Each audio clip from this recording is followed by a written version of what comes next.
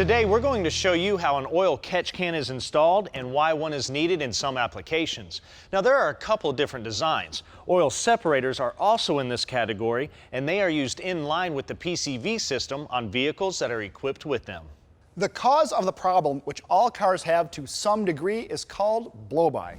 This is when expanding gases and pressure from combustion work their way past the piston rings and find their way into the crankcase, causing a positive pressure. With the movement of the rotating assembly and with already having positive pressure in the crankcase, a large amount of oil in the form of vapor is pushed towards the breathers. Or in the case of a vehicle with a PCV system, the vapors are directed into the intake tube, then into the intake manifold and its runners. This can dilute the fuel, lowering the octane rating, and create a sludge-like film through the entire intake tract. A catch can is designed with baffling on the inside to trap oil and vapor in the bottom side of the reservoir while still allowing the crankcase to breathe freely through a filter that's on the top side. An oil separator is placed in line between PCV hoses. It has a mesh screen and filter material that traps the oil and vapor and also has an easily accessible drain. This trick flow unit also has an indicator that tells when it's full. We're going to run lines from each vent on these LS valve covers. Those lines will route up to the catch can that has fittings on either side. The catch can will be mounted somewhere in the engine bay.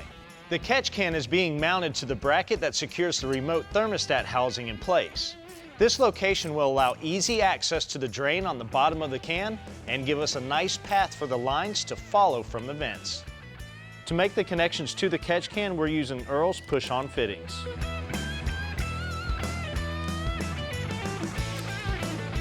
The first line attaches to the driver's side valve cover vent. It then routes under the intake manifold and attaches to a -6 fitting on the catch can. The passenger side line attaches to the vent tube, runs along the coolant hose, and to the other fitting on the catch can. This breather attaches to the top of the catch can and is secured with a clamp. That wraps up the install of the catch can. Remember, an oil separator does not have a breather. It will be part of the closed PCV system.